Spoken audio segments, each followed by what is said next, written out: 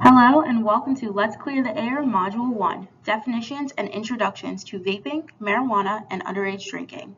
Throughout each module, you will gain knowledge and be able to identify resources that can help overcome peer pressure, misuse, and addiction. Along the way, you will hear from Youth Time to Shine, Youth Tobacco Action Group members with the Prevention Coalition of Monmouth County on their views, experience, and peer observation during each module on every topic. Let's get started. Alcohol, marijuana, and tobacco are the top three most commonly used substances by youth, which is why we will be discussing these in the following modules. Let's start with vaping.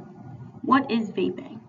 It's the inhaling and exhaling of aerosols commonly referred to as vapors from e-cigarettes or something of similar sorts. Now you're probably asking yourself, why are we talking about this? While there's been a decline in tobacco products, there's been a rise in e-cigarettes, hookah, and vaping use in high school and middle school students. The purpose of these modules specifically are to debunk the myths that you may have heard so you're not misled by peers, adults, or advertisements. Now let's talk to our Youth Time to Shine Youth Tobacco Action Group members. What have you heard about it, and when were you first introduced to vaping?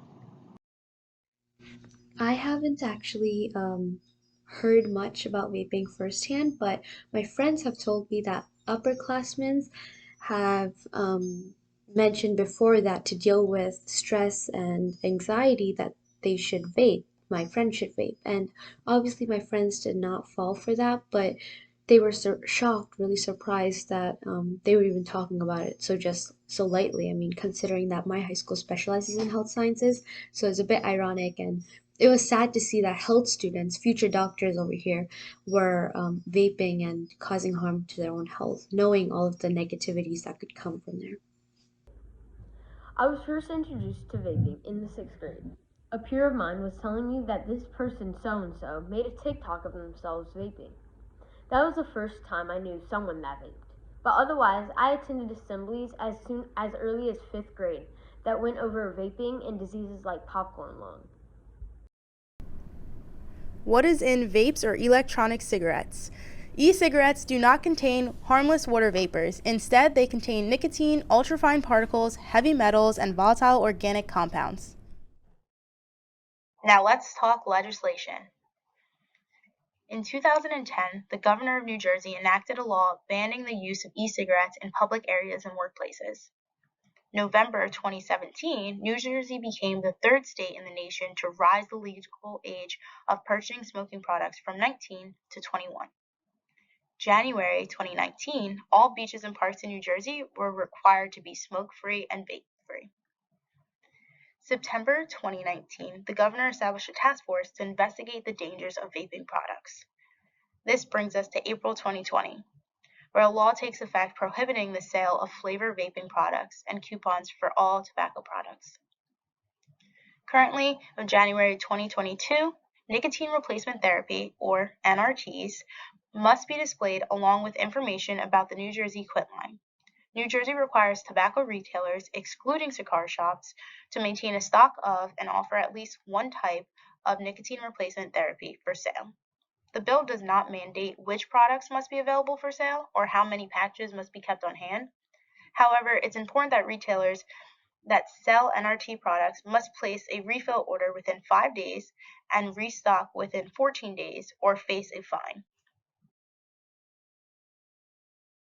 Marijuana has been a major focus and topic for quite some time now, but it's not always just called marijuana. What are some other names that we hear it go by?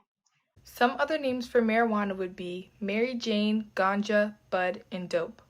And how informed do we feel on this topic? And why do we feel that way? I personally don't feel too much educated about marijuana as a whole. I mean, I know why people start it, how you get it, how you can, get marijuana from the first place, and what the side effects are of it. I just don't feel like I could properly explain it to someone else confidently, and I feel like that's a huge problem because marijuana, drugs, abuse of alcohol, and all of this substance use and everything is just such a major part of our lives at this point. Like, we need to learn about it so we can prevent it from, you know, capturing us and controlling our lives. And personally, I feel undereducated in this topic, and so I definitely need to go out of my way and find some fun resources, some more resources, and really um, dive into that realm of um, substance use and everything and educate myself more. Marijuana refers to the dry pieces of the cannabis sativa or cannabis indica plant, which contains the chemical THC and other similar compounds. Often methods of use include smoking, vaping, and/or digesting. The amount of THC that is in marijuana has been increasing. The higher levels of THC increase the risk of negative effects such as harmful reactions and addiction.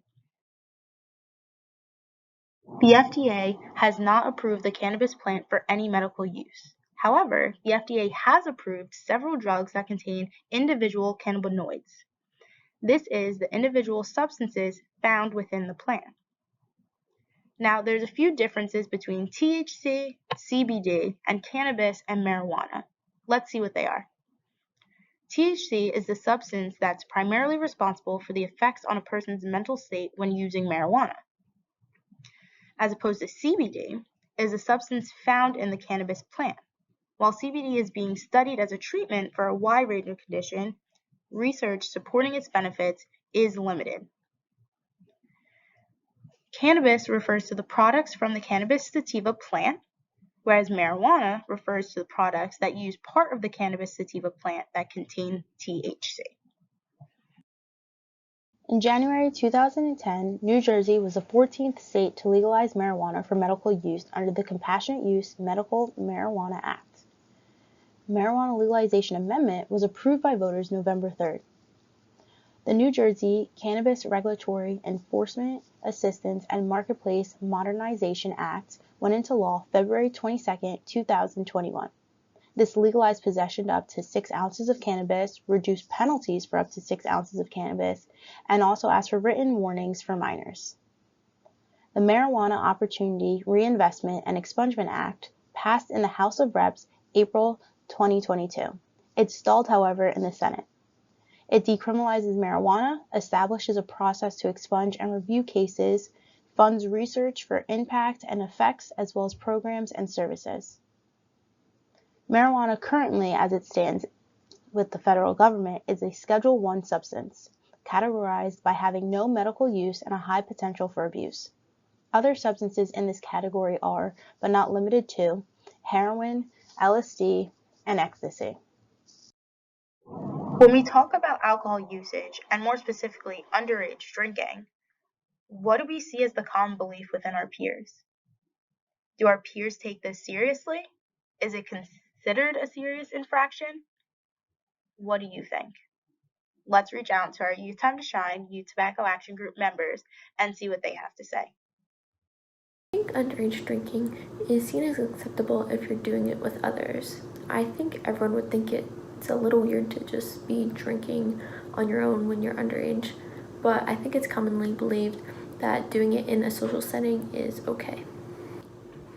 I believe underage drinking is only considered serious when something bad happens. It isn't necessarily the drinking itself that is considered serious, it's more the consequences. If everyone sees someone pass out, then everyone would be a little concerned. But when no one is really getting affected right then and there, I think people just continue to drink. The legal drinking age for purchase and consumption in New Jersey is 21. However, more than 90% of all alcohol drinks consumed by young people are through binge drinking. When we talk about binge drinking, it's referring to a heavy consumption of alcohol over a short period of time. Here's a little history on the legal drinking age in New Jersey. In 1973, the legal drinking age was 18. It was then boosted up to age 19 in 1980. This was due to drunk driving related fatalities that were at an all-time high for 18 to 20-year-olds. In 1983, the legal drinking age went up to 21. 45 young adults ages 18 to 20 died due to drunk driving related crashes.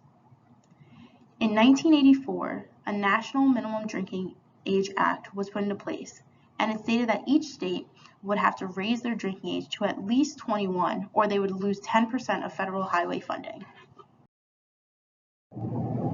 So now I ask you, since these products are illegal for those under the age of 21, how are they still affecting youth so strongly, and what do those effects look like? So youth typically look up to adults to what they want to become in life. And if the adults are just actually handing them sentences that they don't need at the moment, then it's just leading them down the bad path to just substance abuse.